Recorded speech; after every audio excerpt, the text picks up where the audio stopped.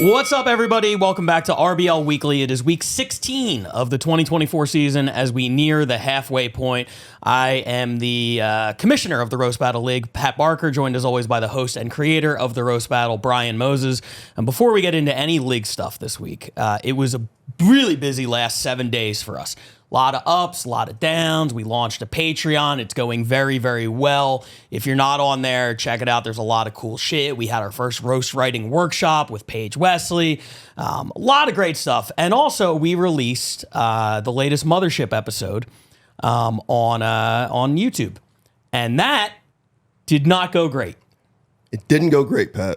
Was not one of our better moments. You know, I feel like our RBL fan base is like Mike Tomlin speaking to Josh Dobbs in his rookie season, or I think when he got traded there or something like that, whatever it was. He said, nobody cares about your circumstance.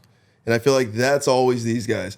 We try to put the battles on YouTube. Your sound sucks. I can't see anything. It's grainy. What year is this, right? We try to make the quality better. Like, this is too long. What are these intros about? Because we have a live show and people on the live show are having a really good time, but you can't hear it or see it because you guys are only hearing the out from the thing. Don't make it the out. Mic the audience. We spend all this money. We do all these things. Doesn't matter to you guys. You guys want this professional.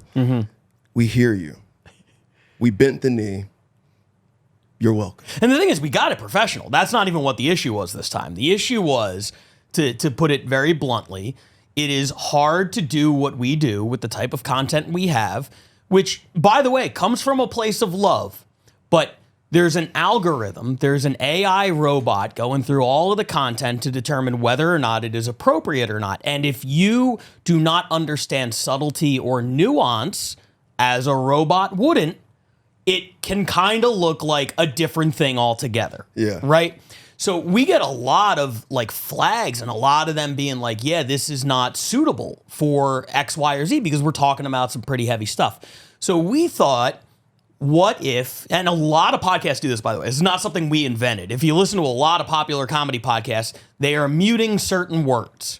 Not bleeping, muting, maybe we fucked up the execution a little bit.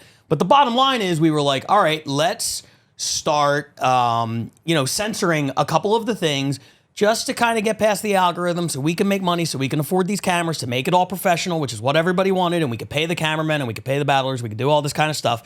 And we attempted to do that, and the comments went nuts. It was a riot. It was crazy. Guys, yeah, it felt like you guys were storming our Capitol. It didn't feel very good. There was one of our particular commenters who's become a favorite, one of our commenters. I'll just say JK. He was leading the charge. I love you guys, but I hate this. Nobody's censoring you. Everybody's just like, nobody's censoring this. Kill Tony doesn't do this. Where do you guys think we got the idea from? Who do you think is talking to us about this thing?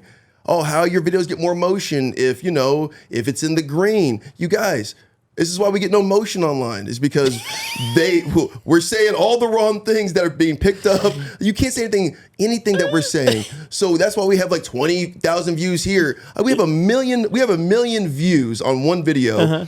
We have like $20 on it. Yeah, I mean, I don't know what you guys think we're doing here. What's wrong with you guys? They're not demonetizing you. Ain't nobody even watching this. Yeah, because we're saying everything that you guys want. What's wrong with you?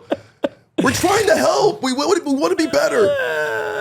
And shout out all the last week when I called all our fan base incels, and then all the incels and the lady incels all piped up like, hey, I'm a mid-30s person, and I'm this and I'm that, and I'm married. I'm like, okay, so everybody just wants to tell me they're not having sex. Great, everybody. Good job. Thanks for watching this, and we appreciate your subscription to our Patreon. I don't read any of your comments. All of them. No. I read the ones on here. I missed the storming of the comment section Capitol on the other video, but I heard people were hitting me up like they're going nuts in the comments. And listen, we get it. And as you said, we bended the knee. We're not going to do it anymore. You guys don't have to panic. Everything's going to be fine. We're going to put it up there uncensored. We're going to lose a whole bunch of money. It's okay. It's okay. As long as you guys are happy, that's the most important thing. We heard you. We listened. We adapted. And I am excited to never make a dime off of this show. It's going to be great. Pat has a child. Yeah, for now, until I have to put him up for adoption because everything we do gets demonetized. Yeah, until you go to war-torn Glendale again.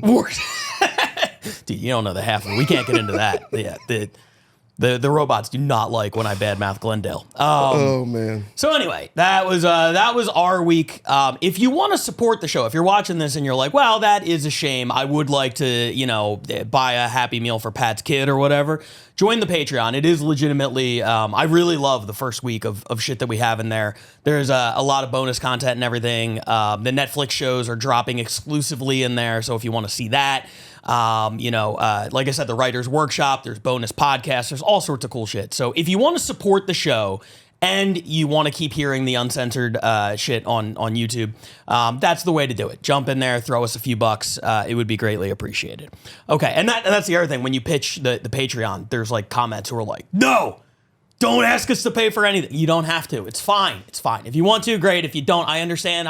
Money's tight. I get it. Stop yelling at us, please. Please. I'm a sensitive boy. Folded like a lawn chair.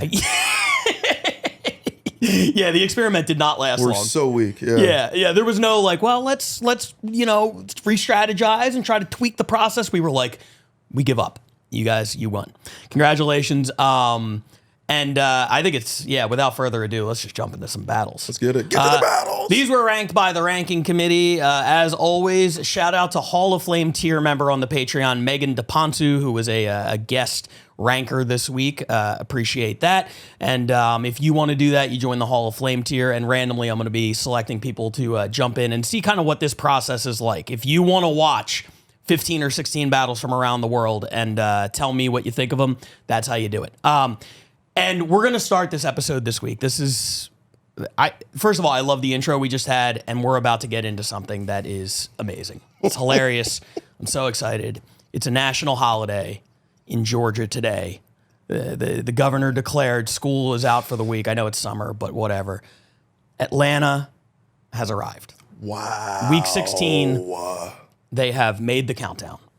They're the number 7 battle this week. They pick up their first point of the season. I think one more week like this, and they no longer are the butt of the joke, and we're going to have to turn our attention to Montreal and Australia. You guys need to fucking pick it up. We see you. But for now, Atlanta has arrived. They're number 7.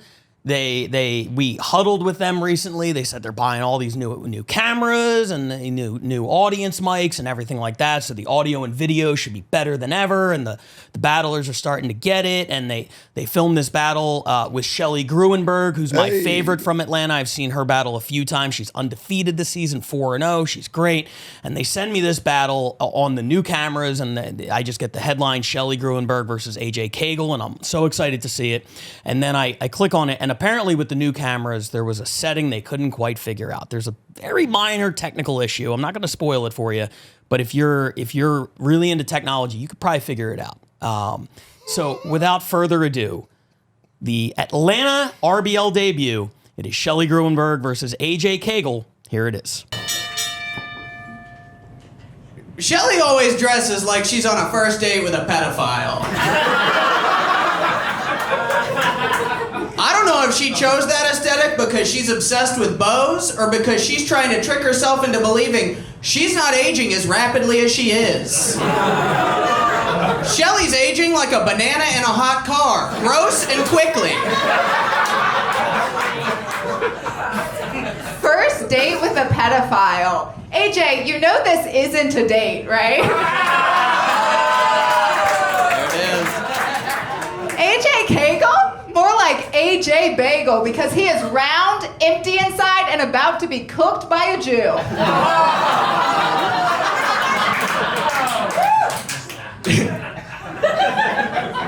Shelly Gruenberg, more like smelly chewing turd. Because that's what her mouth smells like she spent the last 6 months doing.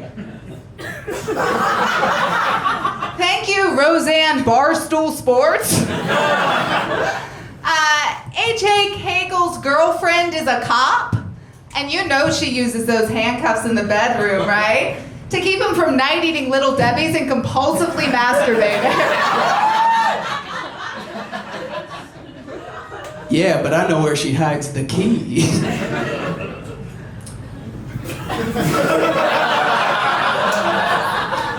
Shelly is from Myrtle Beach, where her friends gave her the nickname Big Shelly because when she would go out to bars, she would get into fistfights with people. But 4 years ago, when Shelly moved to Atlanta, we started calling her Big Shelly because when she got here, she gained 40 pounds.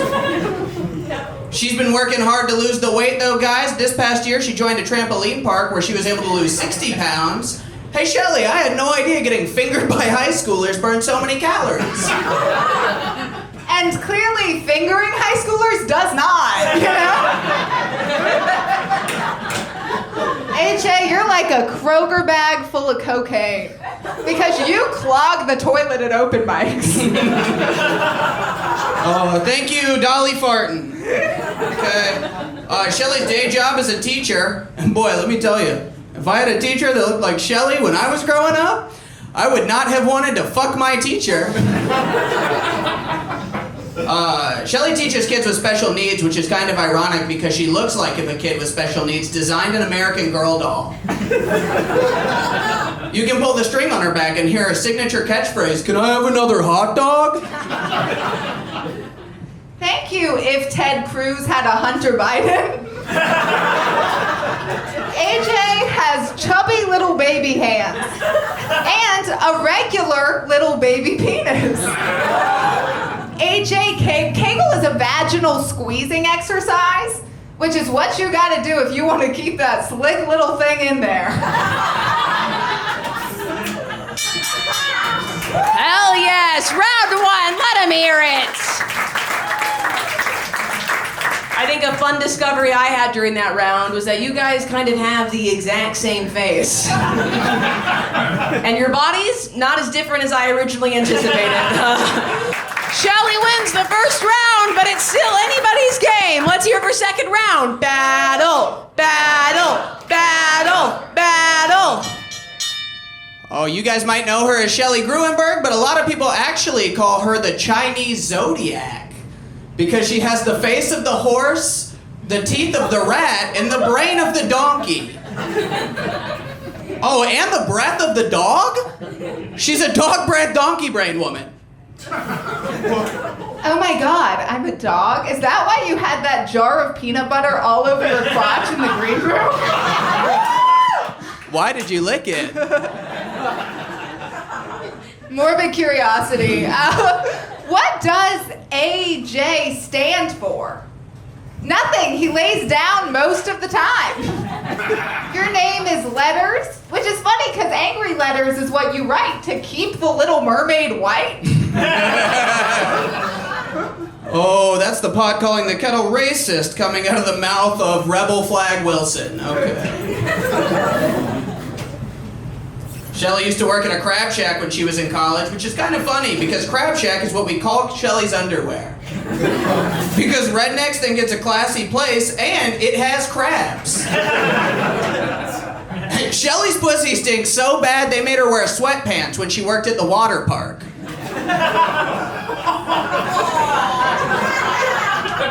And AJ knows because he smells my seat whenever I get up. AJ owned a gym? Yeah, and I own a How Not to Be Autistic store.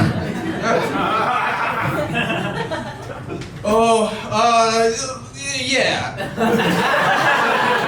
Yeah. All right. When Shelly was younger, she spent a summer working as a lifeguard at a summer camp. I know you guys probably think I'm gonna say, oh, the staff of that summer camp must have looked like the cast of Baywatch with Down syndrome. Or Shelly in a red bathing suit probably looked like Ham Anderson. But no, she was actually a really good lifeguard. That was the safest summer in the camp's history. Turns out no one wanted to risk getting CPR from the dog-breathed woman. AJ was cheated on by his girlfriend of 7 years in his own home. Good! Thank you, Ashley Tisdale's bloated corpse. A lot of people think that because of the way Shelly acts, or the way she dresses, or the way she sounds, that she would be just some dumb bimbo. But in reality, she's actually some dumb bimbo. Oh no, that bitch with the dog breath is here again.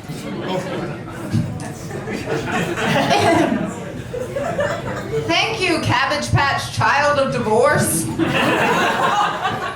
You know, AJ, I watch your comedy for the same reason I watch the Women's U.S. Open. To watch those perky little titties bounce around in a button down. All right, so that was Shelley Gruenberg versus AJ Cagle. And yes, there were boxes on their faces the entire time. Atlanta's like Bokeem Woodbine in life. Okay. Boy, just can't get right. Yeah. Yeah. Atlanta just can't get right. Yeah. Even when, I mean, I one of my favorite movie metaphors is always white men can't jump, right? And Woody Harrelson in the last scene, he finally wins the game after losing all that money, but because he gambled Gloria's money, she leaves. So he wins the game, he comes back, she's gone. And he realizes, like, even when I win, I lose. And it's like, that's kind of what this was. Atlanta finally had their Woody Harrelson moment, and then Gloria left. Look, that being said, and we didn't watch it here in the studio. I sent Moses a screenshot, so he knows. He knows about the boxes. That being said, good battle. Shelley Gruenberg is very funny. AJ, I thought, was very funny, despite he had this one runner of jokes that did not work where he said that she had dog breath, and he did it 3 times, and it got less funny every single time. But that being said, I thought it was a good battle, and I think it's a deserving debut.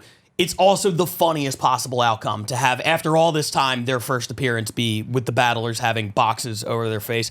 And I didn't show you this, but at one point, the box captures the skull in the background and thinks that's a face too. Oh my God. So it's fucking, can't get right. It's outstanding. They'll get it right.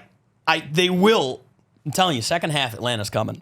Can't get right. You are the tortoise, and I guess getting to the playoffs is the hare. But man, that is a short bus you're driving right now, Atlanta.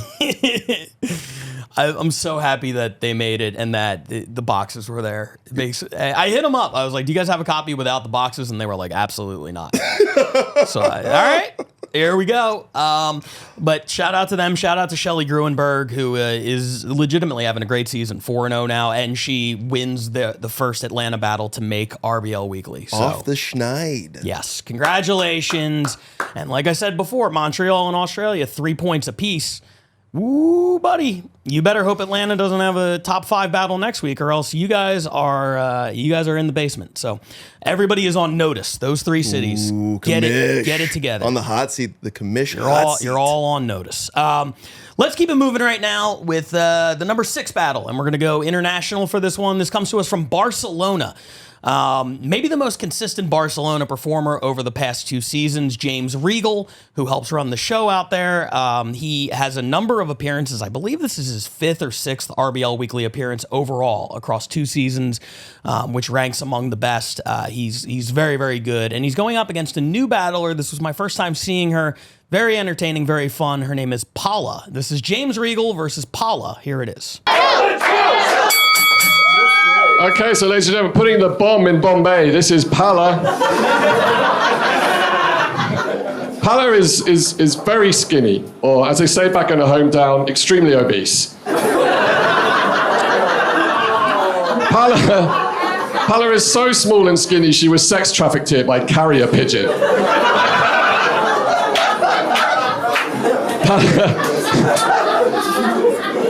Paula's a practicing Hindu.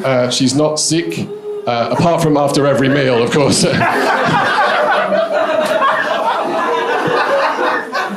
Daddy, chill.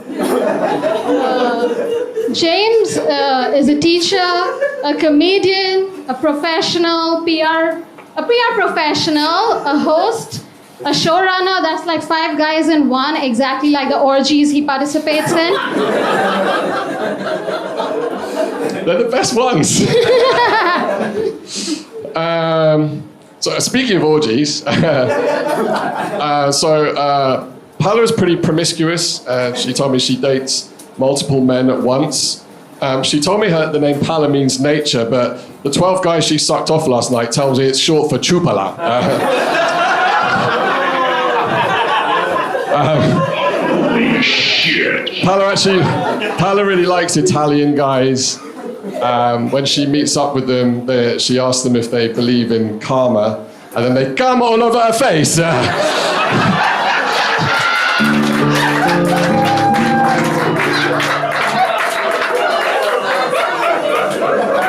you guys know the secret to my glow. It's the cum, guys. It's the cum.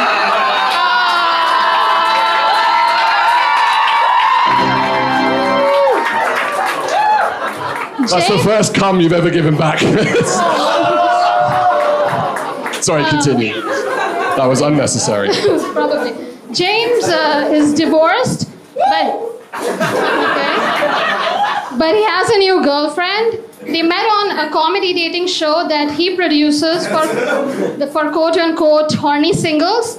James, you whore! Fun fact, James's girlfriend is half his age, so we know one thing for sure, that either he's rich or she has daddy issues or both. I don't blame her, because you do seem like a daddy. You know when you wait for a punchline and it's just truth after truth? I can't really argue with any of that, so I'm just going to move on. Paula loves older men, much older men actually, and she's into BDSM. Her OnlyFans handle is Papa Dom. Please subscribe, $4.99 a month only. So Paula, she told me she's attended a lot of orgies. Sadly, she's not allowed back anymore because last time 4 guys tried to run a train on her, her family tried to cling to the side of it.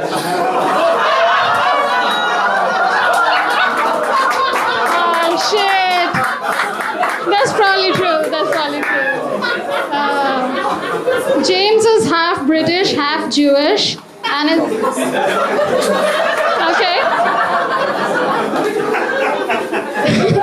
It's not a good time to be Jewish because everything happening to the Palestinians. To be fair, the British, they killed the Irish, the Scottish, the Americans, the Canadians, the Indians, the Nigerians, the Africans, the Egyptians, the Guyanese, the Caribbeans, the Jamaicans, the Australians, the Aborigines. There's more, but my point is, kill yourself, bro. Don't stop me now, I'm having such a good time. So Paula is a trained sommelier, a wine expert, for the idiots in the back. She's a trained sommelier. She likes her wine like she likes her men, white, well-aged, and kept in a cellar. That's true, guys. I do have a fetish for the whites.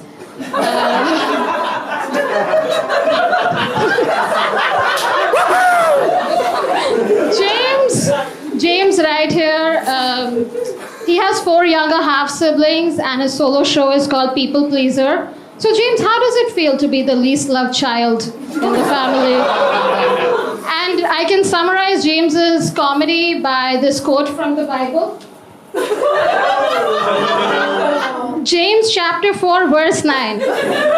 Be afflicted and mourn and weep. Let your laughter be turned to mourning and your joy to heaviness. Jesus hates you, bro.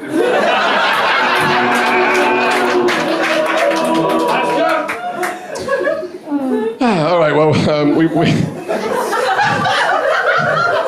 we better wrap this up. I wouldn't want Paula to be late for helping Indiana Jones emancipate the Temple of Doom. Oh boy, okay. So Paula's had an abortion, which she's a bit ashamed of. But come on, who here hasn't ever regretted having an Indian takeout? Holy shit.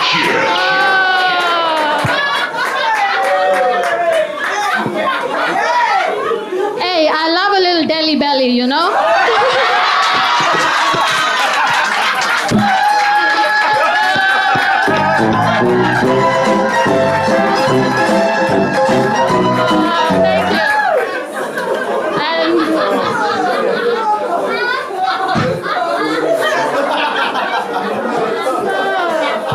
Thank you.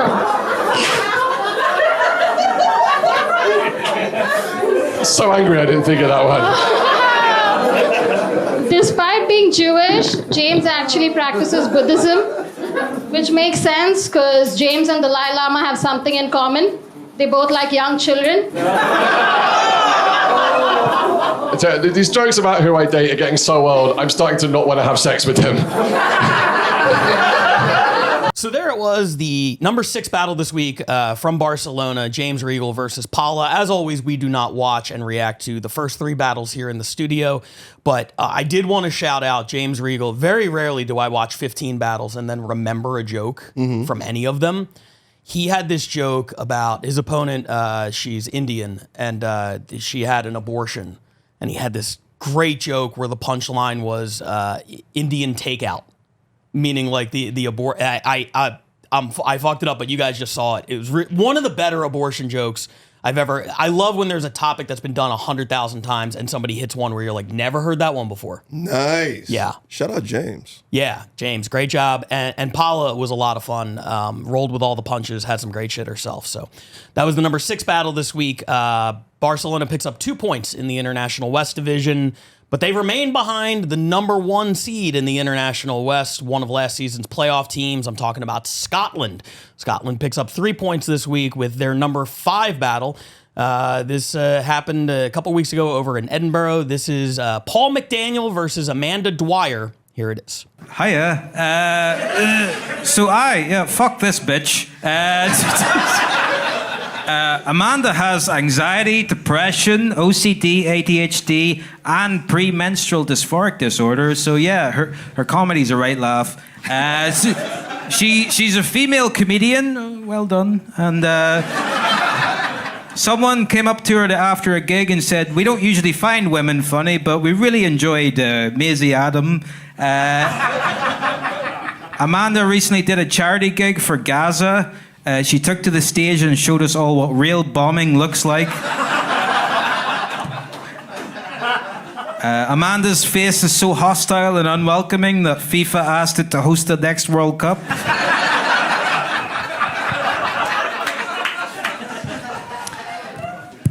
Okay. Hello, it's lovely to be here roasting my friend Paul. Paul's not from here, he's from Ireland. He's actually the last potato that was brought over by the English.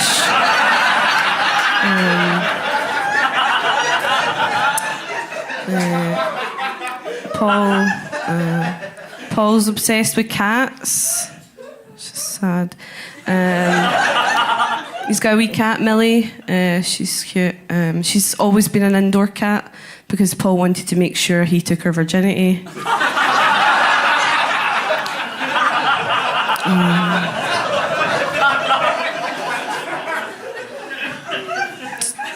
Just don't be surprised if there's a Netflix documentary in a few years about Paul titled "Don't Fuck My Cat."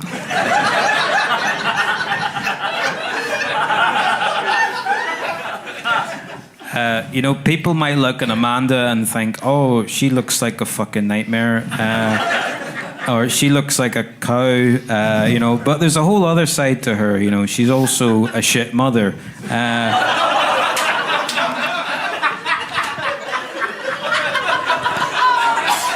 Amanda has a son. The father is a bit like her comic timing in that he's just not there.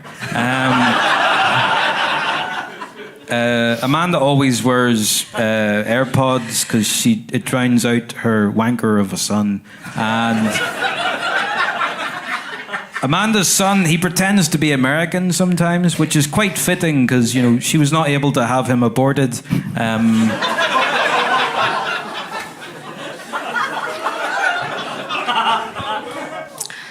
Paul has an interesting dating history. He dated a Scientologist when he was in university. And did you know Scientologists regard children as adults in small bodies? And many of us regard Paul as an adult who's been inside many small bodies. Scientologists also believe that humans possess infinite capabilities.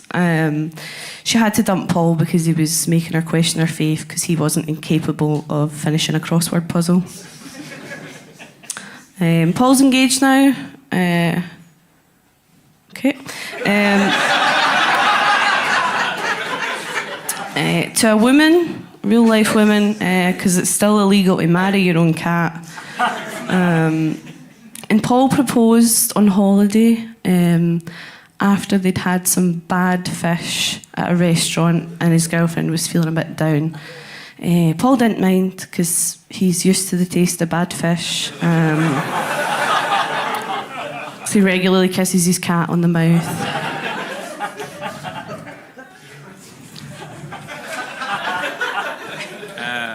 Amanda's favourite show is Stranger Things. The upside down creatures is what men call her tits.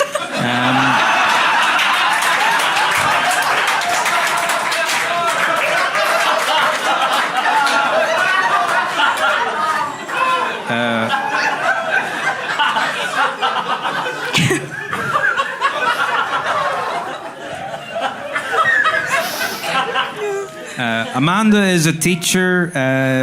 Her method of teaching is a bit like the show Stranger Things in that she constantly sidelines the one black kid.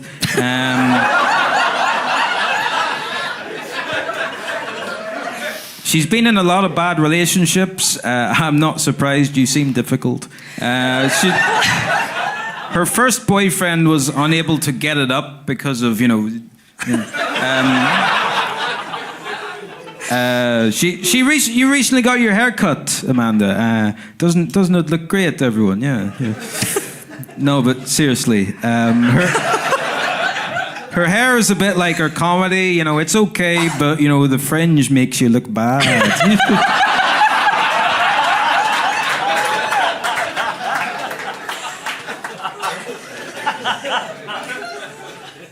That was a good one. Paul is so mentally ill that his therapist ghosted him. It's just a fact. He has anxiety, depression, but my favourite illness of Paul's is hypochondria. He always thinks he's going to die. He's dying of some horrible disease.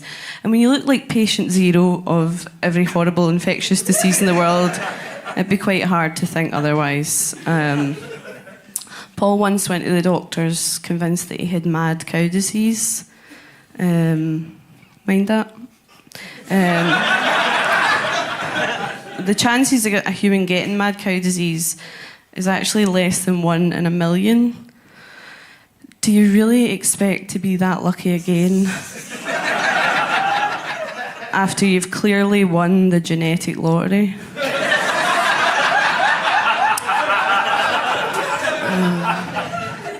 Paul struggles with addiction issues too. He's addicted to social media. His app of choice is Instagram. So I decided to go on Paul's Instagram to have a wee look. And I was like, wow, I get it. I'd be addicted too if every time I uploaded a picture of me holding a shepherd's pie, I got 12 likes.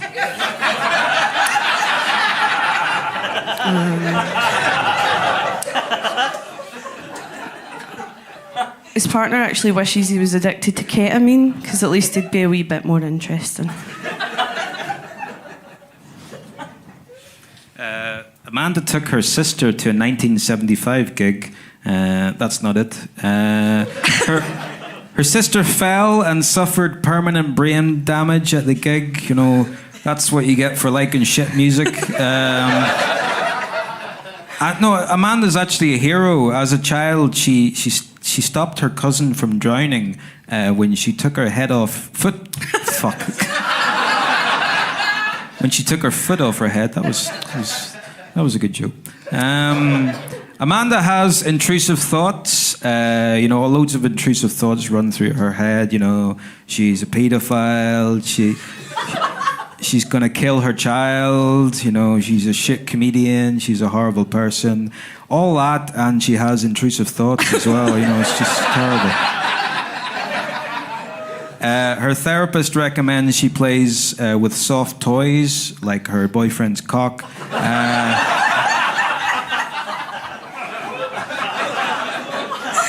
I've seen a picture of your boyfriend, and honestly, you punching. She's a real daddy's girl as well, Amanda. Her dad never abused her, no matter how many times she asked him to. That's it.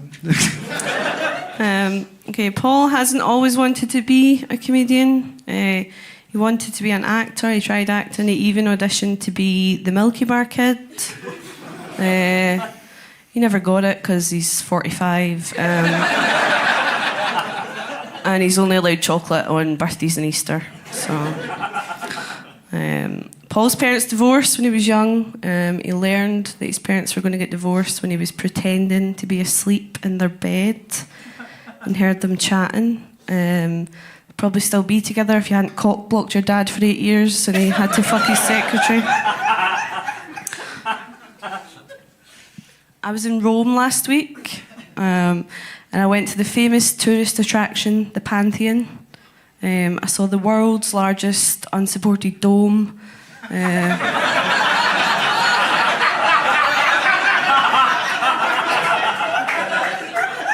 It was Paul in the queue in front of me.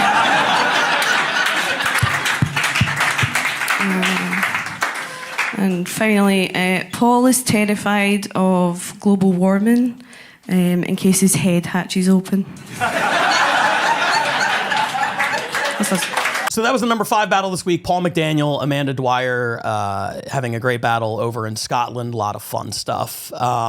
Both of their first RBL appearances this season after Amanda had a number 1 battle last year. Good to see her back on the countdown and Paul picking up the win. Scotland maintaining their lead in the International West Division. They're trying to go basically wire to wire and control this thing the whole way through. Toronto and Barcelona still playing catch up. We'll see what happens there. What do you say we watch some battles now? Let's get into it. This is the top 4. And this is one of the first weeks ever where the entire ranking committee, I think I had 7 ballots come in. Mm-hmm. It was almost a consensus top 4. Wow. You know what I mean? Like there's a clear delineation between 5 and 4 this week. The orders changed, but almost everybody had all 4 of these cities in their top 5. Okay. So these are far and away the top 4 battles of the week, according to the committee. And we start right here in LA. This was an undercard title match we had in the Belly Room a couple of weeks ago. The champion, Angie Stroud, making her RBL Weekly debut here. Wow. She's won a lot, but she's never actually made the podcast. You guys are about to see why she is almost undefeated. I think she only has 1 loss in her whole career. She's the undercard champion. And going up against someone who used to be a great battler back in the day, disappeared for a number of years, has recently come back into the scene and gone on a tear and earned this title shot. It's an undercard title match from the Belly Room. It's Angie Stroud versus Russell Ells. Here it is. This is a championship battle right here, folks. This is fun stuff. All right, Russ, you are the challenger, so you got to go first. This is 5 jokes. This is the main event. This is the last battle of the night. Let's make it so fucking loud we break this bitch. Get him, Josh.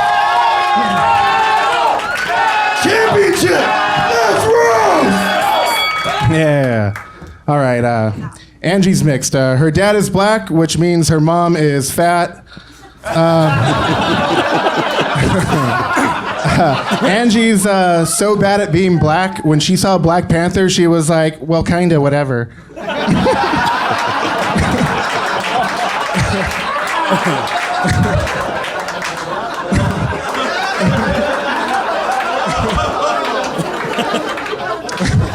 Guys, give it up for the Michelin Man, everybody. One more time.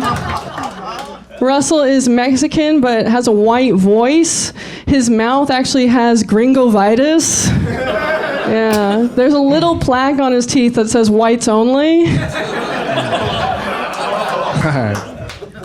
right. Good one, Mary-Kate and Ashy.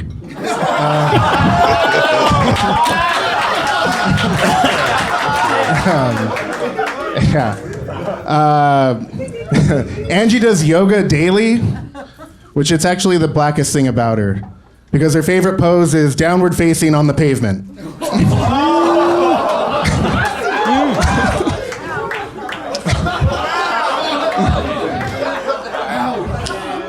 It's an honor to be here with Russell Eaters, everybody. But seriously, Russell is a 42-year-old alcoholic bartender. He is living la vida sad. Russell is going to do the 12 steps, though, once they add an escalator.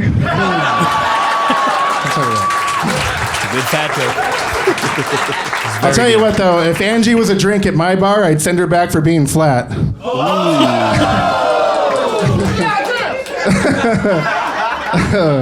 All right. Thank you, little orphan tranny.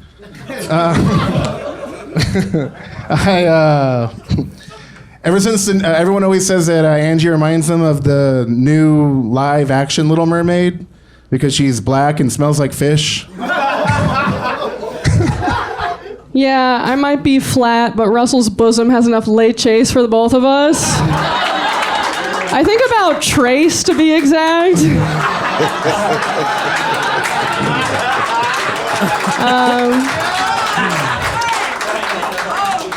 Russell's last girlfriend was over a decade younger than him. I guess she just really wanted to tap a Tio.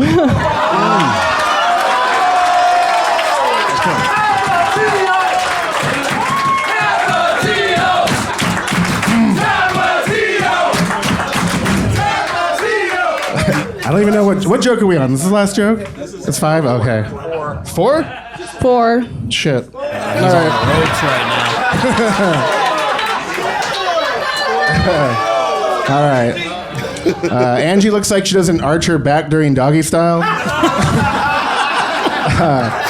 And she looks like she got fired from Nickelodeon for having stinky ass feet. Is that it? Okay.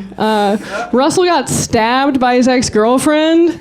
You used to see him, he went flying around the room, lost a lot of air. In his ex's defense, though, she thought candy was going to come out. All right. That was a good one, Alicia Key Bumps. Angie's face is just like the checkered flag at a NASCAR race. It's black and white and where everyone finishes.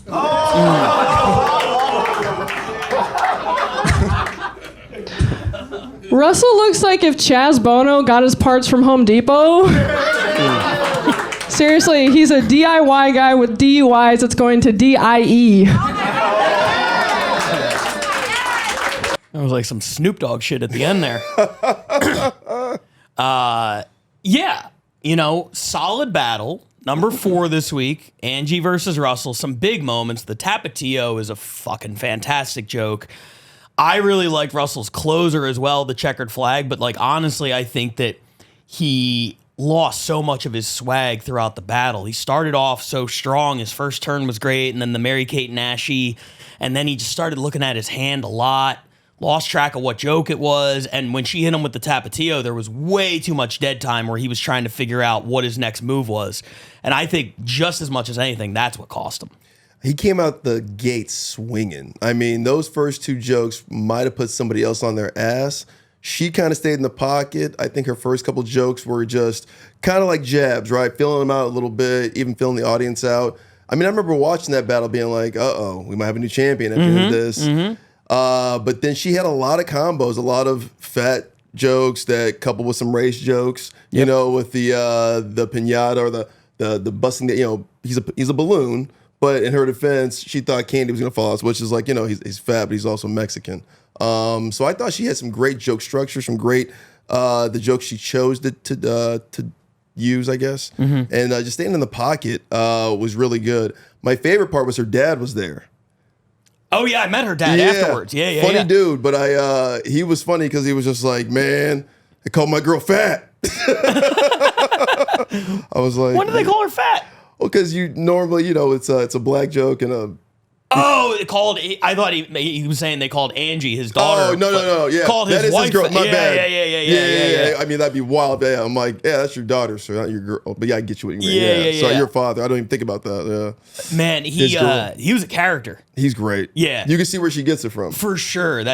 But he's also complete because she's so deadpan, Right. He is the exact opposite of that. He is Def Jam style in the Comedy Store hallway. It's kind of like LeVar Ball and his kids, right? Yeah. They're a little more reserved because their dad's just so out there. That's kind of like her. You're right. Real deadpan. She's funny because she comes from a funny family, but you can tell she's like, all right, you guys can be the act out I'll be more like just like an assassin. The guy did really have LeVar Ball energy. That's a great call. That's hilarious. Yeah, I mean, like solid. The pun thing it's going to be the death of me. I know, man. The Gringovitis. Every time someone does one of those, I die a little bit inside. I thought that was going to end her. I was like, come on, Ange. Yeah. I was like, but then Tapatio got to, that's the thing. They're so hit or miss. And like when they're good, they're great. And, I can't deny that, man. Yeah. Tapatio is a great There was a lot of Mexican shit that I know they're watching in, like, Cleveland right now. Like, what the fuck with the Michelada, man? What is that? And the Tres Leches and... Yeah, there's a lot. I'm sure that was lost in translation. Is like talking trash about us, being like, they don't write jokes. Ajoda's the best. He really is. He's like, what are they doing out there? Writing nursery rhymes and thinking those are roast jokes. Dude, we had some video about like how the American West Division is like so hotly contested, and he was just in the comments like, yeah, if I want to see somebody read a shitty pun off of a phone, I'll check out a West battle. Oh.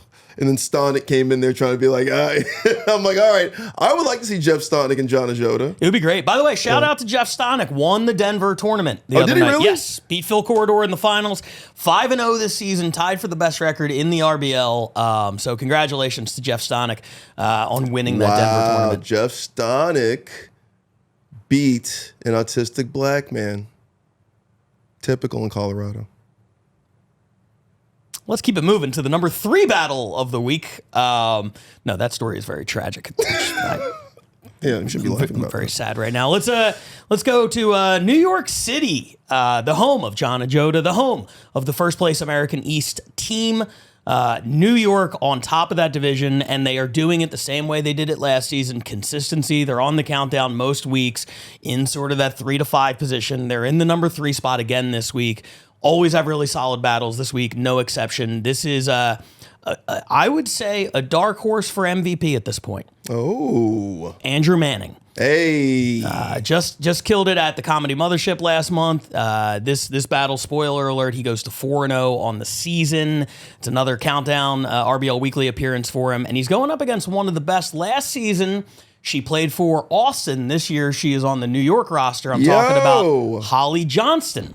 So this is Andrew Manning versus Holly Johnston from New York, number 3 this week. Here it is.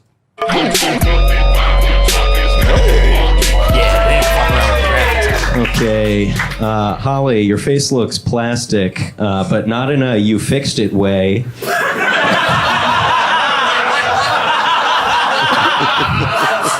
But more like an American Girl doll that's on sale because it has no eyelashes way. Andrew, you look like you iron your cum rags. I don't need them to be crisp from ironing. You teacup lesbian. Holly looks like when she journals, she put hearts over the eyes in the N-word.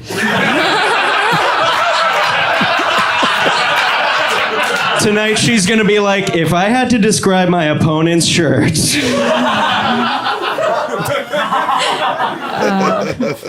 Andrew lost his virginity before he hit puberty, which sucked for her because in order to cradle his balls, she had to crawl into his abdomen. Oh, yeah. Holly's muscular. Like, she could have built the closet she's hiding in. The only muscles she doesn't use are the ones that let you smile with your eyes.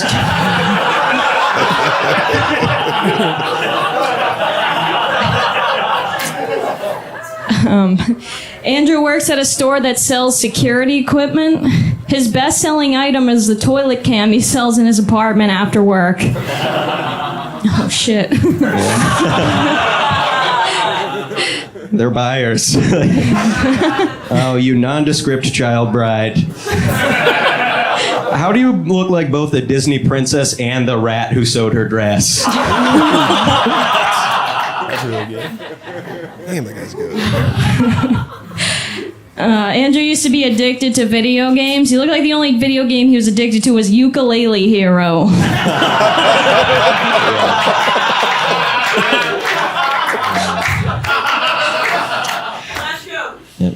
Holly's parents couldn't support her tonight. On the way here, they got stuck in a glue trap.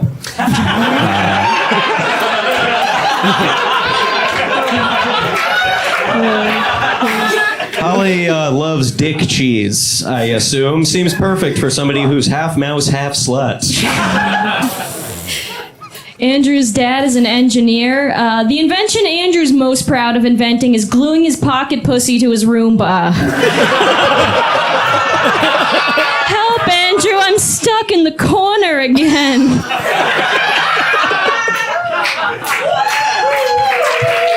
All right, number 3 battle this week. Andrew Manning, Holly Johnston. What do you think?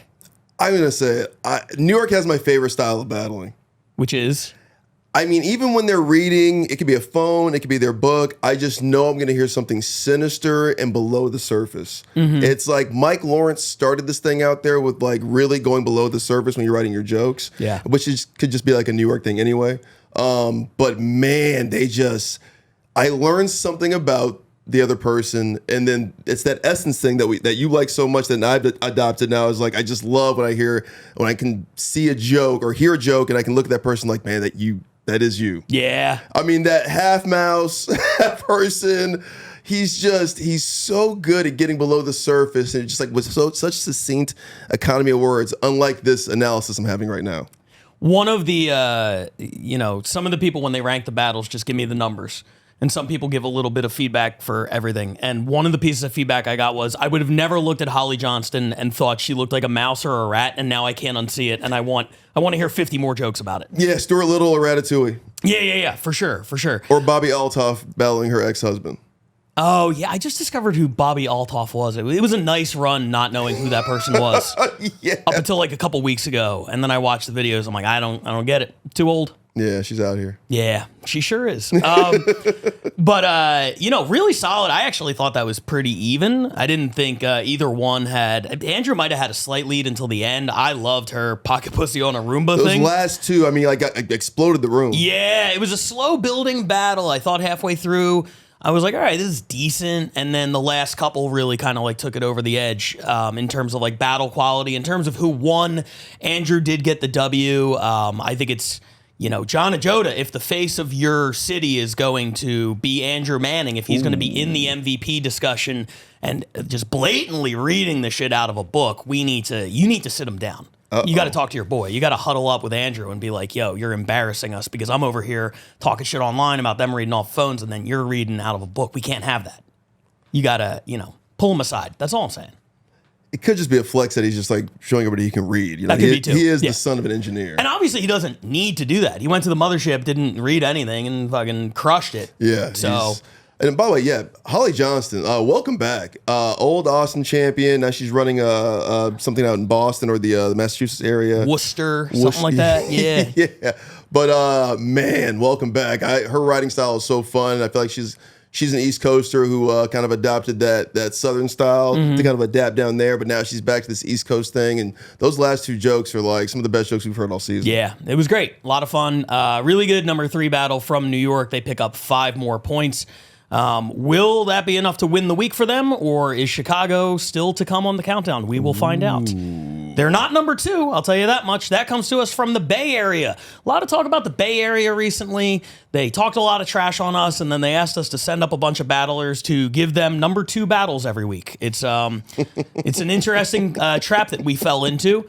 Where every week they are high on the countdown because the battle is an LA guy beating the shit out of one of their people. And they get the majority of the points. So congratulations, you tricked us. Well done, Josh Means. It's the number 2 battle this week. It's another NorCal versus SoCal showdown. It is Dakota Fry from the Bay Area taking on LA's Luke Binkow. Here it is. All right, let me tell you a little bit about Luke. His parents are rich Hollywood millionaires. Yeah, so he really puts, I consider his face, what we got going on, to be a Nepo baby face. Okay. Yeah, Luke is such a man baby that when he brings bitches back to the crib and he sucks their titties, he still secretly films them on the baby monitor. Yeah, I'll make this quick because Dakota's got to get back to raising the rent on a pregnant mother of 3.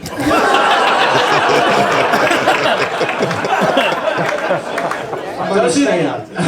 My money stay up.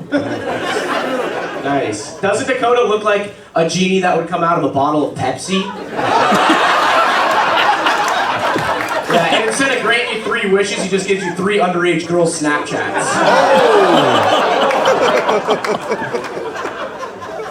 Luke looks like the kid from Home Improvement if all he did with tools was torture his neighbor's cat.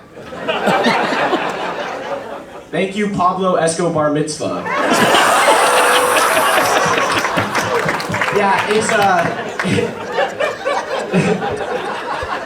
parents, they named him Dakota because they knew that he'd be the size of 2 states.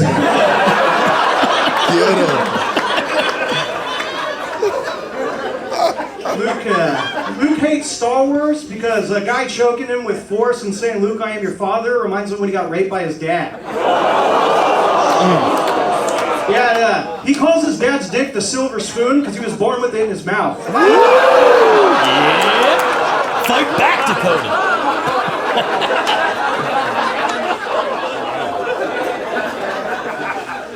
Dakota's wife is Israeli. Yeah, it makes sense because I don't want to talk about her. Yeah. It's cool. His wife's Israeli and Dakota is really fat.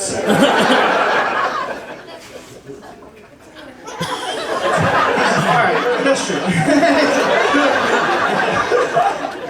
Luke's in great shape. Luke looks like he's like the Stanford swim team rapist if he still swam with water wings.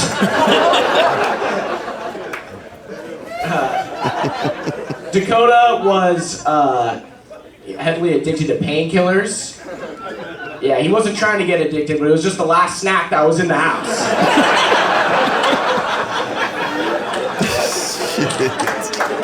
There it is, the number 2 battle this week.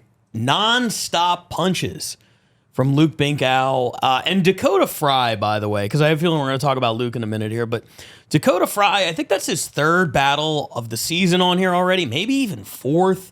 That guy is showing up a lot this year. He's having really good, fun, entertaining battles. He doesn't win many of them, but he's become one of the people you can really trust that, like, if you book him, it's going to be a good battle because he can hold his own and he's a very fun character. So shout out to Dakota Fry on that.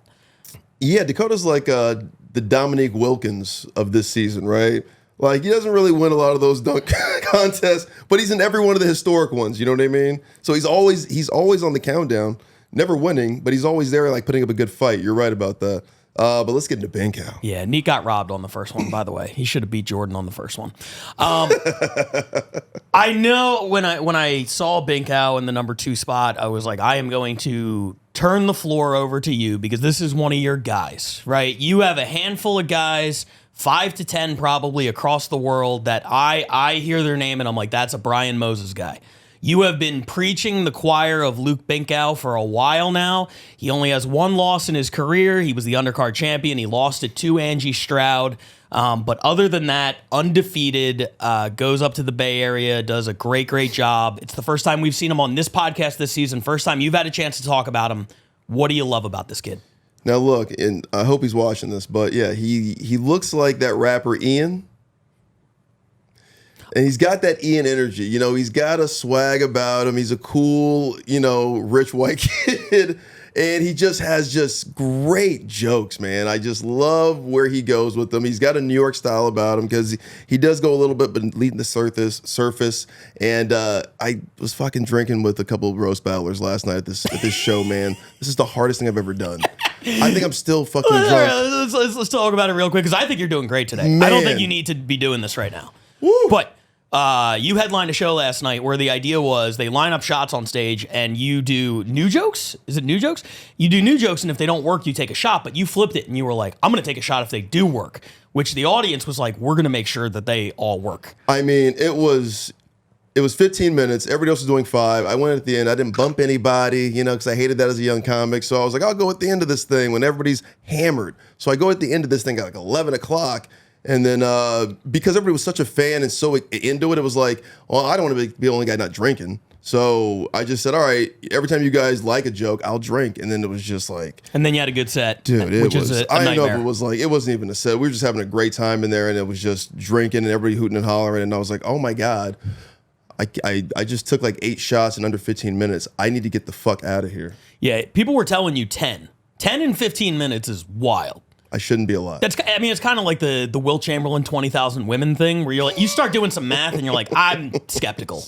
Yeah. But it definitely sounds like it was at the very least 7 or 8, which is still way too many. So I'm glad you're alive. I'm glad you're here, and I'm glad you got those Luke Binkow thoughts out. I thought you were doing a great job. You didn't have to do that. Yeah, you guys just keep documenting my alcoholism. I hate that this happens. My mom is going to kill me. But yeah, I love Binkow. I love the way he writes, and that was so much fun. But there's a theme in this episode, and it feels like it's guys start out strong and kind of peter at the end, and then their opponent kind of gets stronger at the end. Yeah. And Dakota just did that, and Holly did that with the battle before, and obviously Angie did that in the number 4 battle.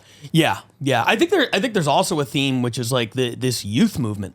You know what I mean? Seeing Angie and seeing Holly and seeing Luke, like these kids who grew up on Roast Battle, who were literal children, which makes me feel so fucking old. When we were on like Comedy Central and stuff, they're like, yeah, I used to watch this before I went to 4th grade. And it's like, God damn it, dude, don't say that. God. It's terrible. But they grew up on this, and now this is the next generation, man. These are the stars, and Binkow is like, he's really effective. He's really funny. He was able to piece together 3 jokes per turn there, and he was hitting basically every punch. The lead in, then the setup, then the punch, then the tag. He was just kind of nailing everything. And, variety of angles, playing with Dakota's appearance. There was obviously the Jewish stuff, raising the rent price, which Binkow might be Jewish too. I don't know. I don't know who is and isn't anymore, but Dakota is obviously more aggressively Jewish, so it worked. He's got a yarmulke on stage. Come on. I thought Luke was nailing everything. I think he is great. I think he is seriously one to watch in this thing. I think that as the RBL grows and we look for who is like the LA guy, last year it was Nesson. This year it's kind of like open a little bit more. I think Binkow will be a big part of those conversations. You got Nasty Nate in there too, big Sure. pun. But obviously we have a theme with LA. We love a pun.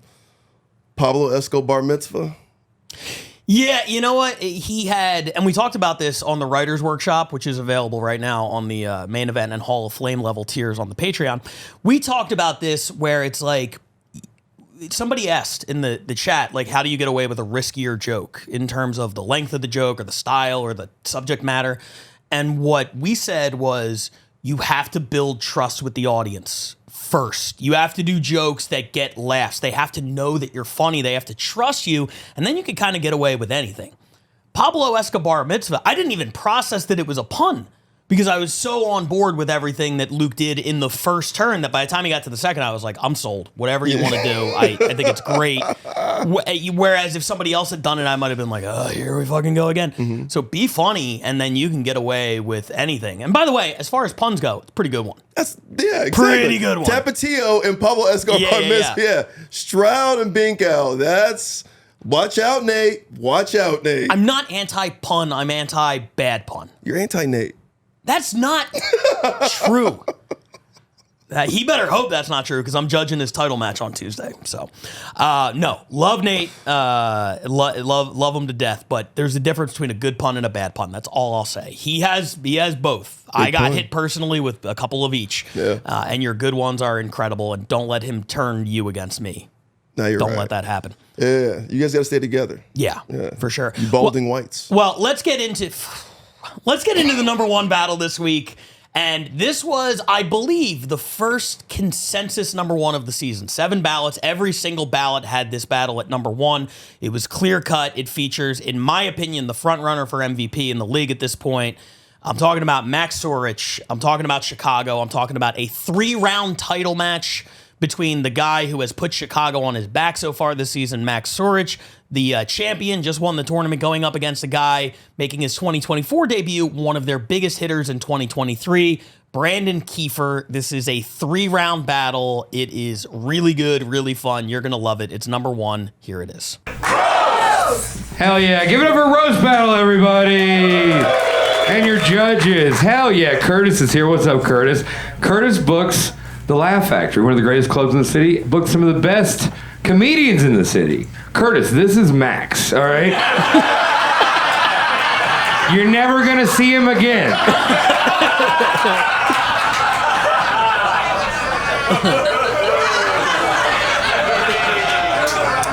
Brandon looks like a normal person pressed their face against a window.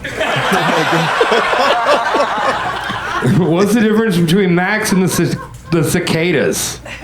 The cicadas at least came out after 17 years.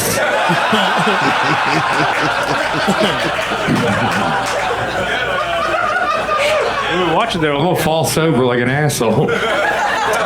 Brandon's house and garage caught on fire last year in the middle of the night. It was pretty scary. And Brandon, look, I know you just discovered it, but you can't play with fire, dude. Speaking of fire, Max recently got an STD this year. This Greek god. Who are you, the Greek god? Herpes? Greek god. Brandon also has herpes. He just got it at a family reunion. I don't have herpes. Brandon's herpes has AIDS.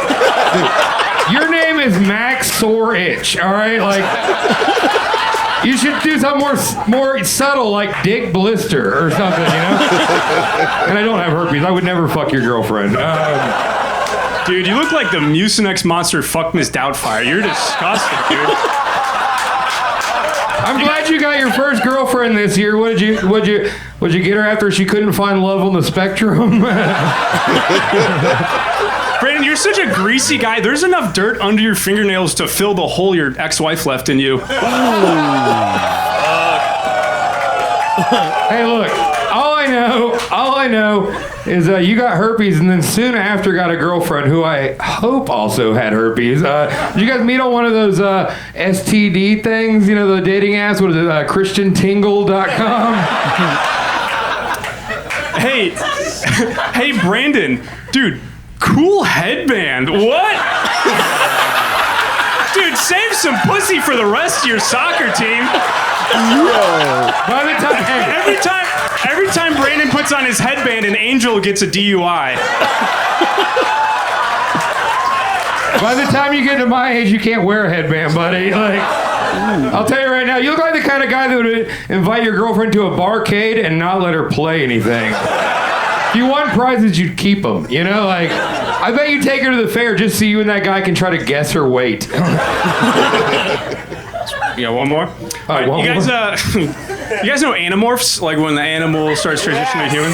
Doesn't it kind of look like a pig started to transition? And then halfway through, Brandon just fucked a pig for no reason? Wait, I gotta get this before it turns into a lady. You got raccoon eyes, dude. What are you, staying up all late calling girls fat on the internet? Like, I bet you'd roofie a girl with an Ozempic. The only thing more sunken that... I bet he only dates astrology girls so when he hits her, he can blame it on his horoscope. The only thing more sunken in my eyes is your chances of ever moving to New York. All right. First round over. Give it up for that. Whoa. Yeah, dude. Pretty good. Each of these guys are going to get 1 minute completely uninterrupted, and they're just going to go. Max, you're going to be starting us off because he started us off last round. Are you guys ready? 1, 2, 3. So while I was writing these jokes about Brandon, I was doing research on him, and I found out he actually has a brother who lives in Chicago. So I invited him here to the show. So Oonga Boonga, would you please come to the stage? Chicago loves a feature. They do. Oh my gosh. Oonga Boonga, thank you so much for being here. Booga, booga. That's great, isn't it? Oh, Oonga Boonga, tell me about this bucket you have. What is this? Brandon Retirement Fund. Hey, it's never too late to plan for your future, guys. Okay, Oonga Boonga, tell me about some of the fun, traditions you and Brandon had growing up together. Mostly blackface. Oh, no. No, bad. Bad, Oonga Boonga. That is my brother. Look, Brandon, I know you don't have much time left on this earth, but it's my turn. So, okay. Wait, Oonga Boonga, you told me about one of Brandon's favorite childhood toys. Could you have that with you? Oh, wow. Oh, my gosh. All right, well, anyway. Oonga Boonga, thank you so much for being here. I'm sure you got to get back up. Where do you live, by the way? River North. Nice apartment. Oh, wow. You're doing better than Brandon. All right, get out of here, buddy. It was a rainbow dildo for our audio listeners. That was almost as good as when I did it last year. Yeah, Brandon, it's your turn. Oh, yeah, fuck, I forgot. All right. Jesus Christ. I'm just going to give you advice as an older comic. You are almost 26 years old. You live with your parents. And you just got your first girlfriend. What's next, buddy? You gonna get your learner's license? What are we doing here? Like, literally, you gonna get a job at the mall so you can hit on girls at Forever 21? Is that the game plan here, dude? Did you get herpes in your parents' house? Because that might be the only thing you've contributed to your family. Looks like a guy that would still yell at his mom, doesn't he, right? Jesus Christ. What are you, just hanging out in your fucking childhood bedroom, popping Zins and reading the Alpha Mindset? Is that what you do all day?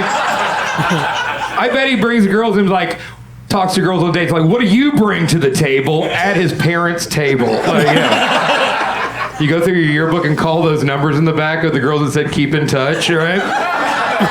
You have a marketing degree, just like every confused white girl I've ever met. And you work as a barista, which is pretty amazing. Like, what are you working for? You gonna make sandwiches in a few years, dude? You were taking jobs from perfectly good non-binary people. Ooga Booga, come back up here. Hell yeah. All right, give it up for them, everybody. Oh my God. 1, 2, 3. This must be tough, man. Going against me when you've been yelling, let's go Brandon all year. I feel like if you lose tonight, you're going to go home and blame it on women. Brandon, he doesn't have much money to spend on clothes. He's got a shop at the Salvation Confederacy, so...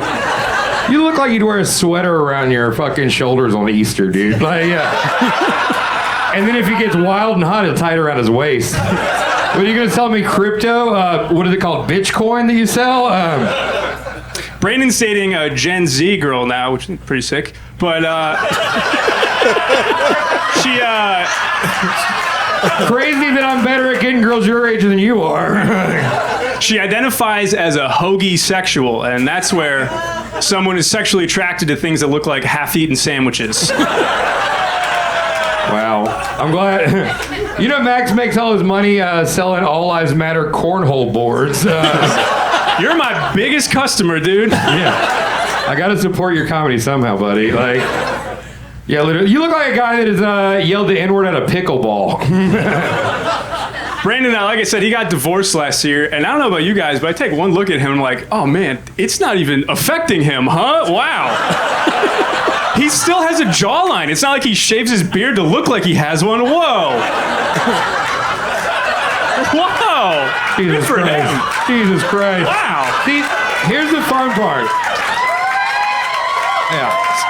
I am older than you. You're 39 going on life support, dude. Yeah. That's fair. That's fair. That is fair. I like how Max is like, I like black music. You guys like Hootie and the Blowfish? Oh, that's fair. Alexa, play rap.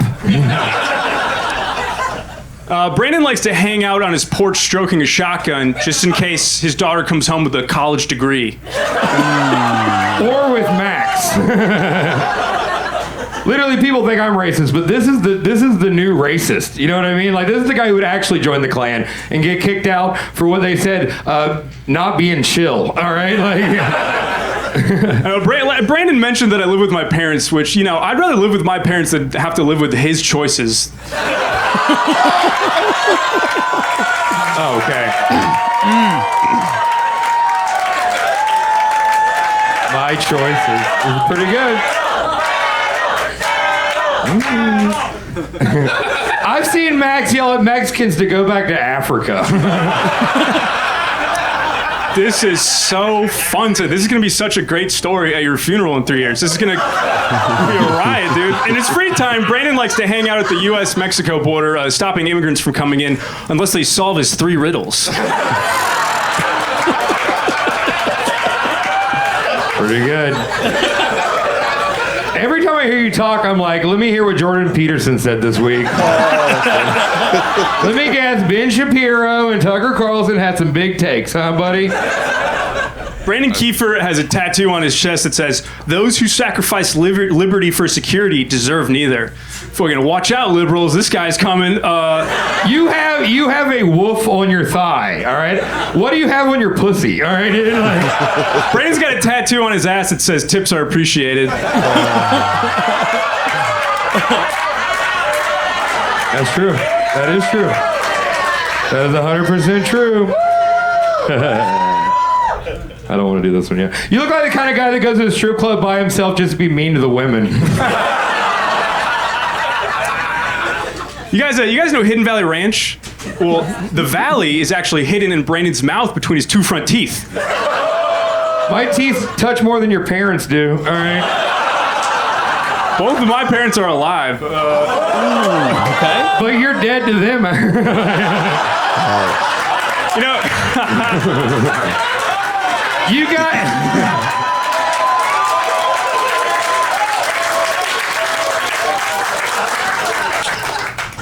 Brandon's dad actually died during his childhood from alcoholism, probably. But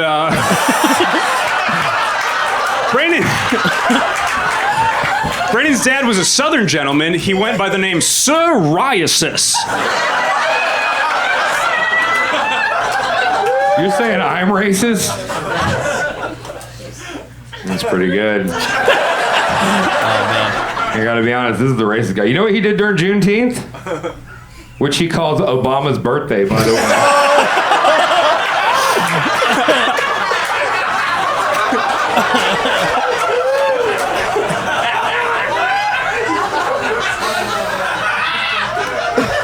He spent the whole day putting razor blades in watermelons. That's fucked up. No. I didn't do it. That's what this monster did. I have black friends. I'm his black friend. Max, this is the last one. All right. Brandon used to work at a factory. His job was to fish the fat kids out of the chocolate river. And your job was to push him in, you fucking dork. And it was free to avoid it. Then Brandon goes home and he likes to bake cookies in the tree he lives in.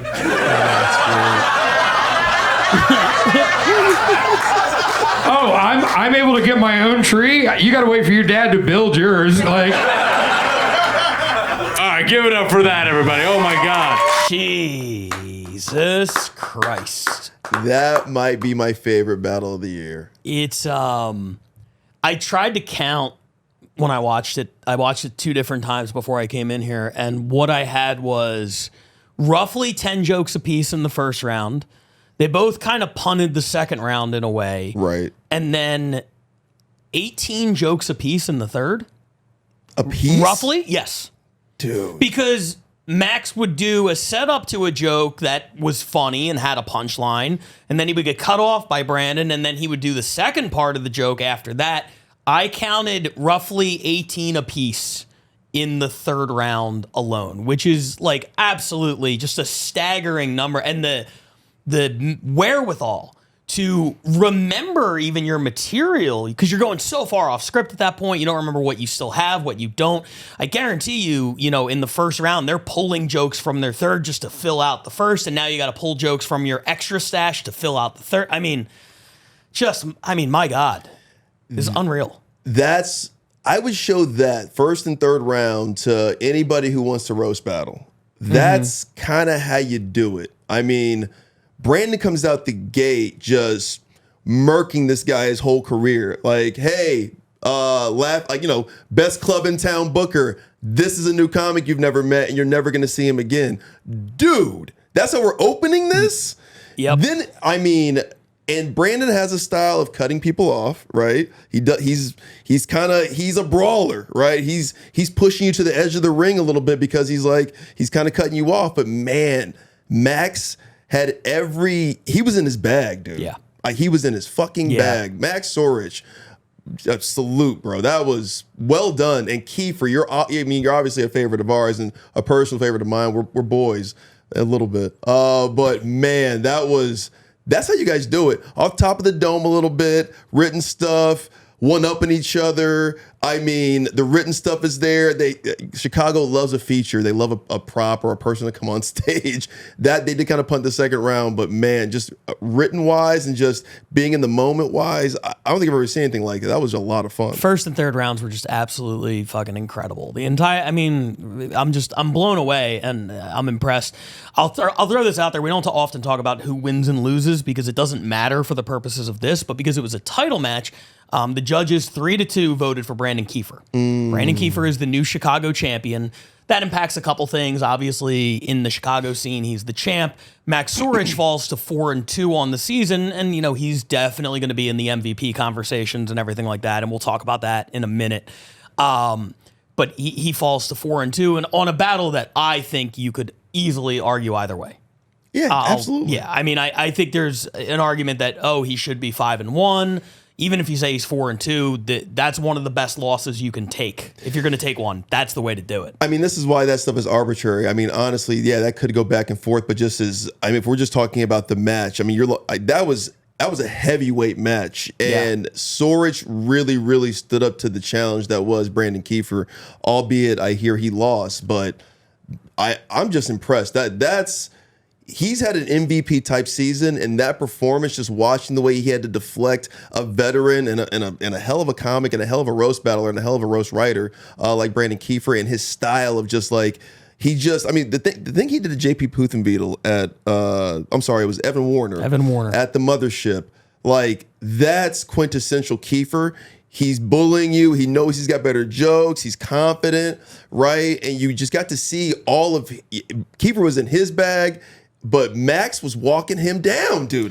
It was so fun to watch. Kiefer's style is get the guy in the corner and pummel him. And if you've ever seen the famous clip of Muhammad Ali dodging like 14 punches in 6 seconds or whatever, that's what Sorich was doing. Kiefer couldn't quite connect the way he wanted to because Sorich was ducking and dodging everything and hitting back. And it made for this just incredible battle because Sorich was like, all right, this is the game we're playing. I can play this game. We've seen him play the other game. He's great at it. He can play this game too. Very versatile. Two things I noted from this battle that I want to talk about real quick. Number one, there was a style in LA, a specific overtime one time that I believe was designed by Tony Hinchcliffe called the burnout. Now, when I battled Doug Fager, I was unaware that this was the thing that existed. I battled Doug Fager in 2017. We went to double overtime. They couldn't pick a winner, and Hinchcliffe was one of the judges, and he said, let's do the burnout. And the burnout is you go back and forth until you're out of things to say.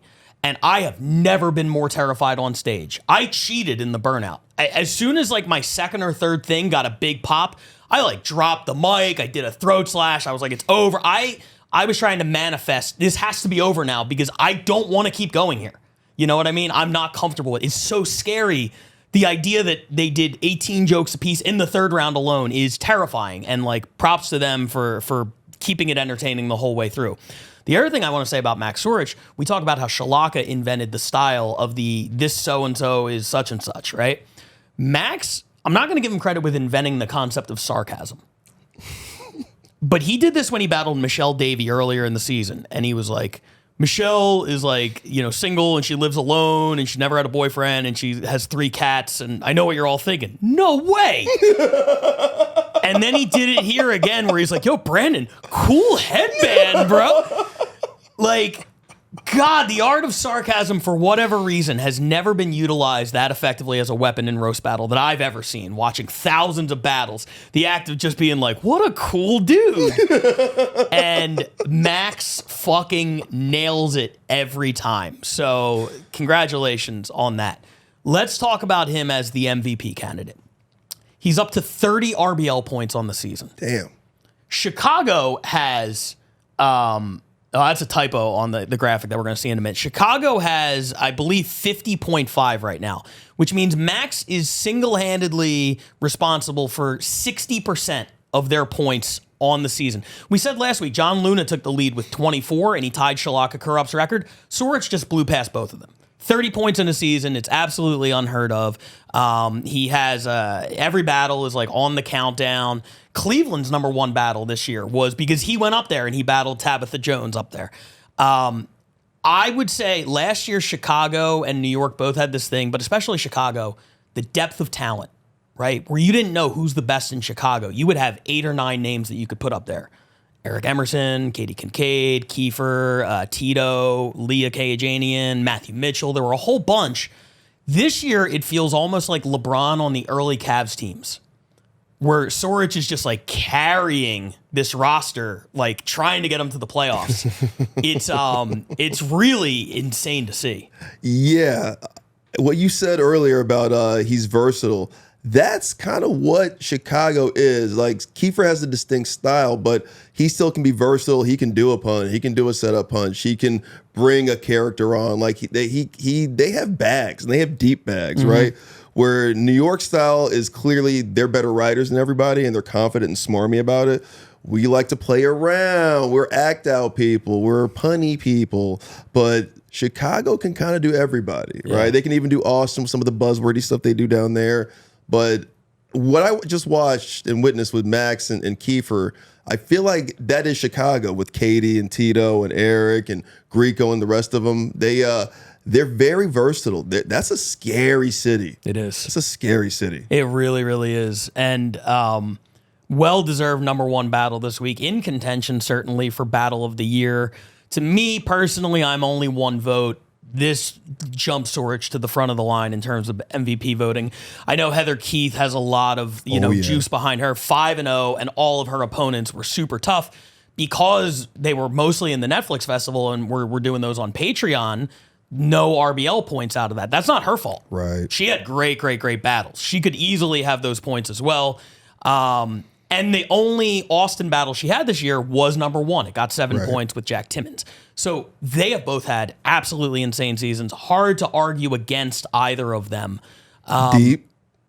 Deep's on a run. Deep has been on a run. I love Jack Trainer out of Scotland. I think Andrew Manning is part of it. I think Luna. He's a hard one because he's 3-3, but he has all those points, and he's gotten us points from like 3 different cities. There's a lot of names, but to me, the tippy top tier, the very top 2 people are Soric and they're Heather Keith, and that's where I'm at right now. But boy, every time you see Soric battle, it's like he is putting a whole city on his back and trying to get him to the playoffs, and it's incredible. Let's take a look at the standings right here, and I alluded to it a moment ago. We'll start in the East. Chicago, they do not have 40.5. That is a typo. I believe it is 50.5. So they're still. They're still behind New York. They still have some catching up to do, but the 3rd highest point total in the entire league. So that is where they're at right now. I'm just going to go ahead and confirm that right now on my little sheet here. Yeah, Chicago has 50.5. So they are a couple good weeks still behind New York, but this was a great sign. If they have more battles anywhere near this, I think it's going to be a hell of a race with them in New York coming down to the wire. Atlanta, we finally got the 0 off of there. Very exciting. Congratulations. Get the boxes off of your battlers' faces. And who knows, you might get 2 or 3 points next time. In the West, LA picks up points not only for the belly room, but also Luke Binkhouse' performance in the Bay. They have the overall number 1 seed. The Bay Area, I know Josh Means is pushing for a wild card. He's like, we need to get a wild card.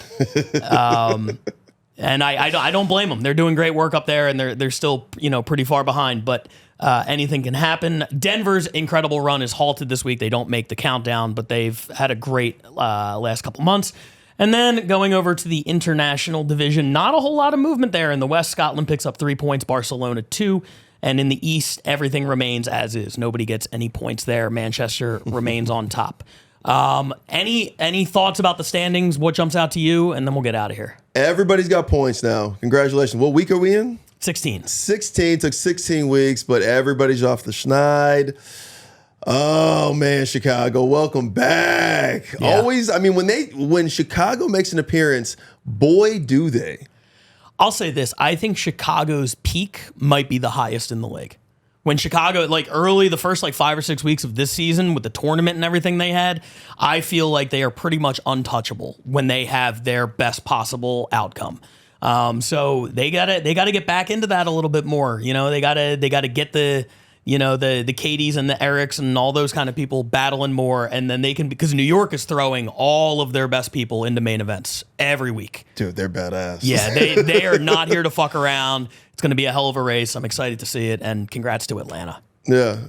Congratulations, Lou. Congratulations, Angie Stroud. Welcome to the countdown. And Malia Simon's another one. Just saw her battle recently. She's scary too. She battled out here against Kiki Anderson. She is great. That's a battle we might be seeing next week. Ooh. Also next week, we will be announcing the official All-Star rosters.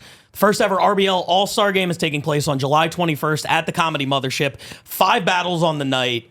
Western Conference versus Eastern Conference. The best of the best this season are going to be squaring off to find out which division, the West or the East, is going to reign supreme here in America. So, and we have 2 shows that night, by the way. So there might still be some tickets for the early show, the 5 o'clock show. Hop online, comedymothership.com. Check it out. Come see us in Austin. It's going to be incredible. And you got anything else? Let's roast!